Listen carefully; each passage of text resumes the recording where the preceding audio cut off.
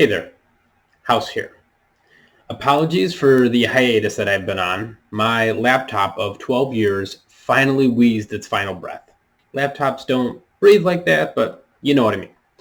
On the last video I recorded, I was unable to post, and in that video I was talking about the NBA trade deadline. To make that video portion short, I basically talked about Simmons and Harden swapping places, and the Wizards making some head-scratching decisions and some other minor details. Not important. Now, I want to take some time to acknowledge something that most of us have been waiting for some time. We will have baseball this season.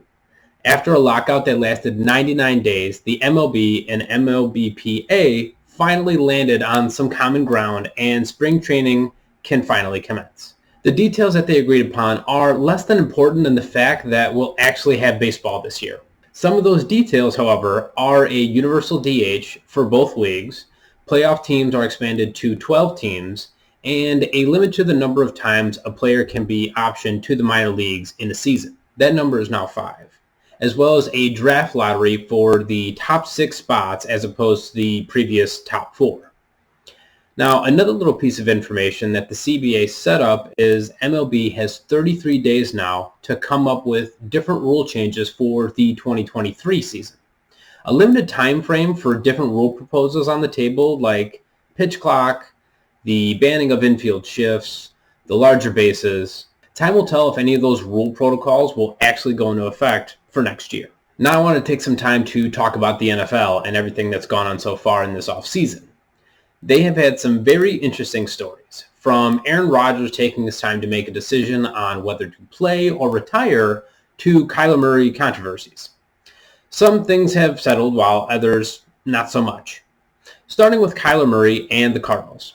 Because everyone is on social media, when something happens that is social media based, people tend to freak out. Something that happened was Kyler Murray unfollowing the Arizona Cardinals on social media, leading many to believe that he himself would be leaving the franchise that drafted him just a few years ago. After a lengthy and slightly strange message from Kyler Murray's agent, the Cardinals signed head coach Cliff Kingsbury and GM Steve Keim to a multi-year extension. Now it appears that Kyler Murray wants his extension. There is no news yet that would state that he would hold out until he gets his deal done, but star players have done that in the past to get their way. The next little bit of news was the NFL suspending wide receiver Calvin Ridley for the entire 2022 season, after betting on games during the 2021 season. Ridley, who is the same wide receiver who left his team partway through last season to work on his mental health and well-being. Now, I'm not saying that looking after your mental health isn't important, but I think he took some time away to focus on which games he should actually be betting on. Now, speaking of Aaron Rodgers' decision, he finally made one. It is rumored that he signed a 4-year extension worth $200 million. He later came out and said that he didn't sign a $200 million contract, but that he would return to the Packers for the 2022 season. Further details would come about stating that he actually signed a 3-year deal worth $150 million, and the following 2 years are either a team or player option. Either way, he's coming back. Following that move, the Packers couldn't get a deal done for all-pro wide receiver Davante Adams, and instead traded him to the Raiders for 2 draft picks.